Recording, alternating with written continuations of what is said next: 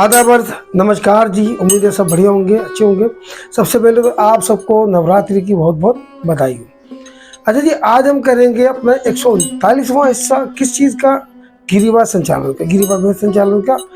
हमने पिछली बार आपको बताया था परिवर्तिता, डी की शक्ल का अर्धचांद्रा, है ना, कि किस तरीके से जा रहे हो वापस। उसका पहला अंदाज बताया था। आज हम परखम पिता का बताएंगे पहला अंदाज। परखम पिता का मतलब है जी गर्दन की हल्की हल्की हरकत करना। और ये लिया गया किससे है? ये लिया गया है जी कपूती से, यानी कि कबूतर से, कबूतर के अंदाज से। परखम का मतलब क्या कहते हैं? तवाफ करना।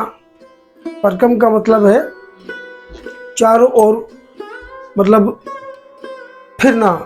तो देखा होगा आपने, कबूतर अक्सर जो घूम रहा होता है, चारों ओर घूम रहा होता है कबूतर, तो गर्दन उसकी इस तरह मुसलसल चल रही होती है, हरकत कर रही होती है। कथक में इसे हम मुख्तलिफ अंदाज में इजहार के लिए, कहानी के इजहार के लिए उसको इस्तेमाल में लाते हैं। गत निकास में, कौन सी गत निकास में?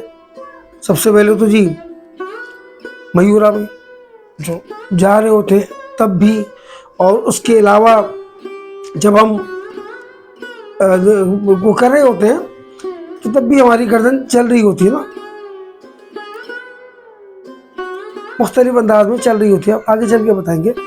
आज हम करेंगे इसका पहला अंदाज कि ये चलती किस तरह है, चलेगी किस तरह, कि आपको किस तरह आएगी।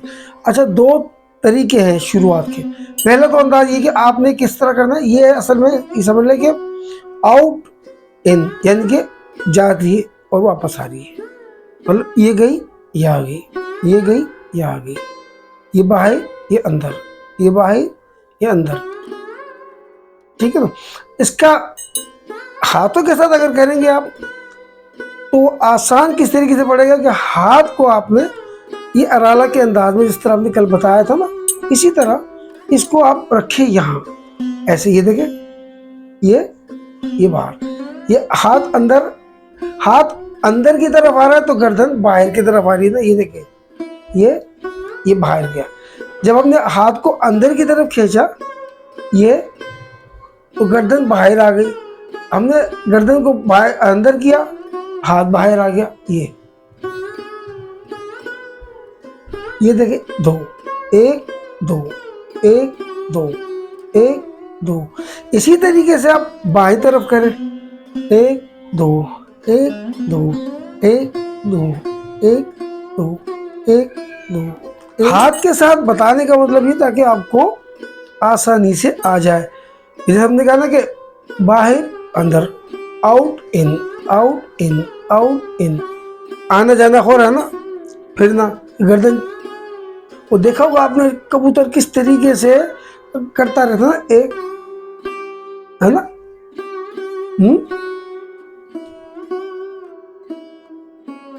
एक दो, एक दो।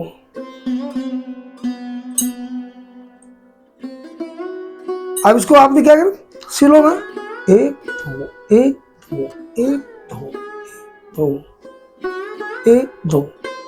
दो दफा यहाँ कर लिया या चार दफा कर लिया, दो मरतबा इस तरह आ जाए, एक दो, एक दो, एक दो, एक दो।